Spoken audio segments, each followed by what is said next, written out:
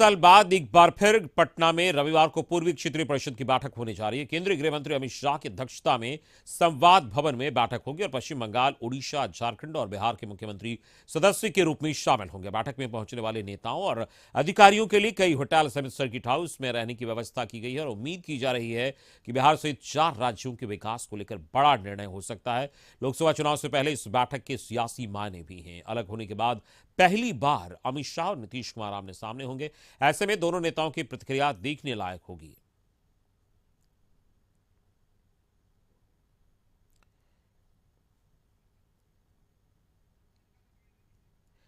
तो रविवार को पूर्वी क्षेत्रीय परिषद की बैठक होगी और आपको बता दें कि इसमें जो 4 राज्य के मुख्यमंत्री हैं वो शामिल होंगे। इसके अलावा जो तमाम अधिकारी हैं वो शामिल होंगे और बैठक में विभिन्न मसलों पर चर्चा होगी। संवाद में बैठक होगी और केंद्रीय गृह मंत्री अमित शाह इसमें पहुंचेंगे। तो आपको बता और संवाद केंद्र से हमारे संवाददाता आशुतोष जुड़े, हम सीधे उनके पास चलेंगे।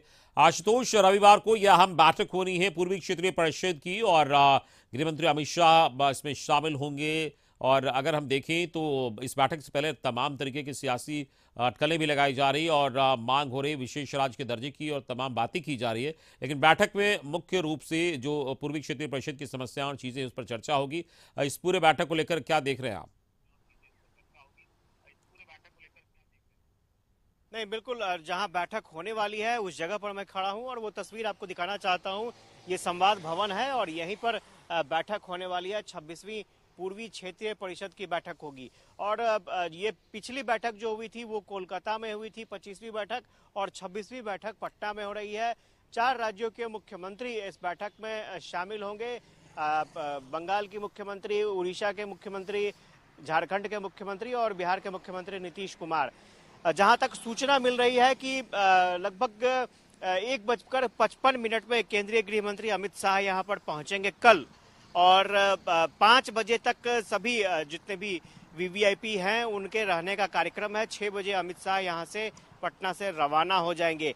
सबसे बड़ी बात यह है कि अगर आज की बात करें तो अभी तक किसी भी मुख्यमंत्री के आगमन की सूचना आज की तारीख में नहीं है। जो चर्चा हो रही है वो कल के बारे में हो रही है कि कल शायद मुख्यमंत्रियों के आगमन का सिलसिला शुरू हो जाएगा। लेकिन सबसे बड़ी बात यह है कि हम कैमरा पर्सन को कहेंगे कि वो तस्वीर दिखाते रहें जो तैयारियां चल रही हैं। आप देखेंगे कि तैयारियां बड़े भव्य पैमाने पर की गई हैं और सबसे बड़ी बात यह है कि जितने भी राज्य के प्रतिनिधि शामिल होने वाले हैं, मुख्यमंत्री शामिल होने वाले हैं, उनके पदाधिकारी पटना पहुंच चुके हैं और उनके लिए विशेष व्यवस्था भी की गई है। ठहरने के लिए अलग इंतजामात किए गए हैं, अलग अलग होटलों में इंतजामात किए गए हैं, सर्किट हाउस में इंतजामात किए गए हैं। और ये मैं दिखा रहा हूँ संवाद परिसर के बाहर की तस्वीर दिखा रहा हूँ जहाँ पर मीटिंग होनी है और ऑलरेडी यहाँ पर अंदर तैयारी चल रही है। स्वाभाविक तौर पर एक बड़ी बैठक है और इस बैठक का प्रतिनिधित्व करने का अधिकार बिहार को मिला है। ये बिहार के लिए गौरव की बात है और इस प्लेटफॉर्म के जरिए बिहार अपनी डिमांड को केंद्र सरकार के समक्ष रख सकता है कि किस तरह की परेशानियों को बिहार फेस कर रहा है और अभी क्या बिहार की आवश्यकता है।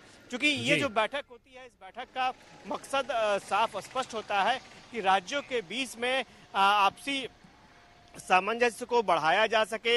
कैसे राज्य जो है अपनी आशुतोष, आप बने रहिए हमारे साथ। हमारे संवाददाता अमित सिंह भी पटना एयरपोर्ट से जुड़ गए, हम उनके पास चलते हैं। अमित, कई जो आज इस बैठक में शामिल होने के लिए कई लोग आज आने वाले थे और जो अलग अलग राज्यों के मुख्यमंत्री हैं उनके भी आने की सूचना थी, इसको लेकर क्या जानकारी मिल रही है? आप एयरपोर्ट पर हैं, कौन कौन से लोग आए हैं और क्या जानकारी है?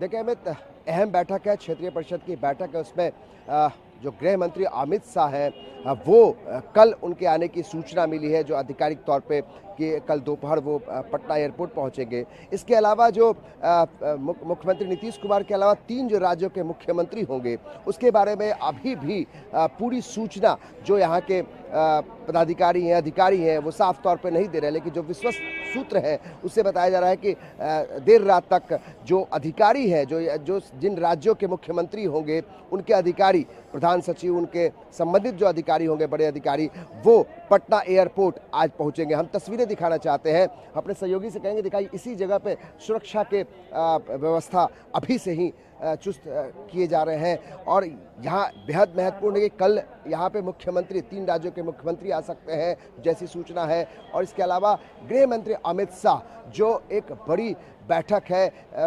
बिहार की राजधानी पटना में क्षेत्रीय परिषद की बैठक है, उसमें शामिल होने के लिए आएंगे। तो यहाँ पे अभी देर शाम तक कुछ अधिकारी, जिन राज्यों के मुख्यमंत्रियों के आने की बात है, उनके अधिकारी आज पहुंचेंगे। उसके लिए यहाँ पे एयरपोर्ट पर गहमागहमी है और जब कल गृह मंत्री अमित शाह को आना है तो आप देखिए जो तमाम जो यहाँ पे सुरक्षाकर्मी हैं वो हर जगहों पर जांच का अभी काम चल रहा है, देखा जा रहा है। लेकिन उससे भी महत्वपूर्ण ये है कि जो बैठक है उस पर आरजेडी और कांग्रेस ने अभी से ही टिप्पणी करनी शुरू कर दी है, कमेंट करना शुरू कर दिया गया है कि किस तरीके से क्षेत्रीय परिषद की बैठक में बीजेपी यानी कि जो मोदी सरकार है उस पर हमले किए जा रहे हैं। तो ये भी बेहद अहम है कि जिस बैठक को लेकर जो उम्मीदें बिहार की सरकार को है, उनके ही सत्तारूढ़ पार्टी के लोग अब सवाल करने लगे हैं कि आखिर इस बैठक से क्या कुछ फायदा बिहार को, यानी स्पेशल स्टेटस की। जी बिल्कुल अमित, बैठक से पहले कयासों और बयानबाजियों का दौर भी चल रहा है। आप बने रहिए, आगे भी लगातार अपडेट्स तो आपसे हम लेते रहेंगे। हमारे साथ संवाददाता आशुतोष जुड़े हैं संवाद भवन से। आशुतोष, आप क्षेत्रीय परिषद की बैठक को लेकर बता रहे थे।